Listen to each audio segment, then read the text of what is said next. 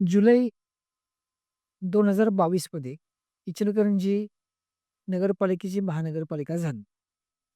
इचलकरंजी महानगरपालिका झाल्यानंतर जवळपास 3.5 वर्षाचा कालावधी हा संपत आलेला आहे. नगरपालिकेची महानगरपालिका झाल्यावर जे आपल्याला सहाय्यक अनुदान मिळतं, ते साधारणपणे 5 वर्ष मिळतं. त्या 5 वर्षामध्ये आपल्या स्थानिक स्वराज्य संस्थेला म्हणजे महापालिकेनं स्वतःचे उत्पन्नाचे स्रोत निर्माण करावे लागतात. फक्त निवडणुका डोळ्यासमोर ठेवून कोणत्याही प्रकारची करवाढ न करण्याचं काम त्यावेळी झालं.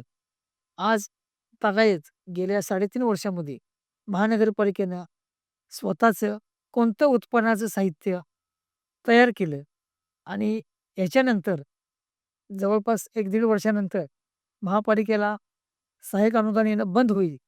त्यावेळेला महानगरपालिकेची आर्थिक परिस्थिती आत्ताच जी नाजूक आहे, ती अजून नाजूक होणार आहे आणि कर्मचाऱ्यांचे पगार करायला सुद्धा महापालिकेकडे पैसे नसणार आहेत.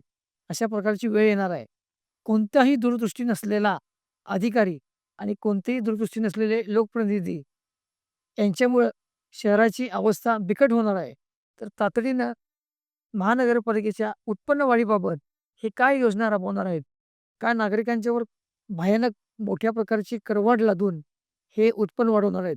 ह्याचा खुलासा ह्या निवडणुकीच्या निमित्तानं होणं गरजेचं आहे. धन्यवाद.